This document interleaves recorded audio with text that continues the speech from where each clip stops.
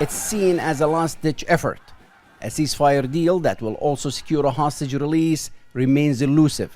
With newfound urgency, negotiations will resume on Thursday, with American officials supervising the talks alongside Qatari and Egyptian mediators.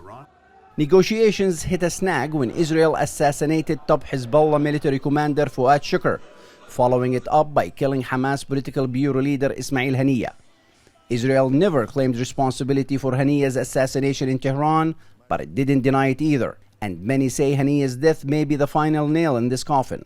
The assassination of Haniyeh was a major crime. Since Haniyeh is the negotiator for a ceasefire and prisoner exchange, if you kill the negotiator, it shows you are not interested in negotiating. Israel has confirmed it will dispatch a delegation to Doha led by its Mossad chief. Hamas says it will not take part in the talks in Doha unless negotiations start from where they last left off. At the end of May, US President Joe Biden announced Israel had agreed to a comprehensive new proposal that offered a roadmap to peace. Several times the deal was thought to be within reach, only to fall apart. In Israel, many accuse Netanyahu of torpedoing the talks. Netanyahu, as we know, and as many of the political pundits in Israel say, has put his own self-interest, his own political self-interest and his political survival ahead of the interest of the country.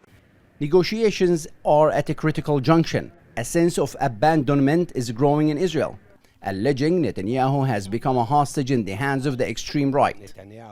Netanyahu has become a hostage to Ben Gvir, and they're dying. And Ben Gvir's threats that if there is a deal, he will not be part of the government. On July 3rd, Hamas dropped its demand for an enduring ceasefire in Phase 1 and stated it was ready to negotiate. Then, 4 days later, Netanyahu submitted a new list of non-negotiables. Stop sabotaging the deal. You don't have any right to do nothing else besides seal this deal.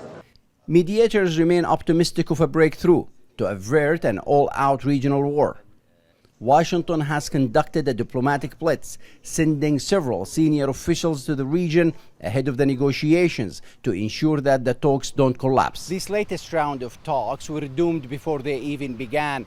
A lot hinges on these negotiations, from stopping an all-out regional war to releasing of Israeli captives, but more importantly, ending the 10-month-old bloodshed in Gaza. But with Hamas not attending and Israel insisting on adding new demands, it makes reaching a deal anytime soon an impossible task. Mohammad Al-Kassim, TRT World, West Jerusalem.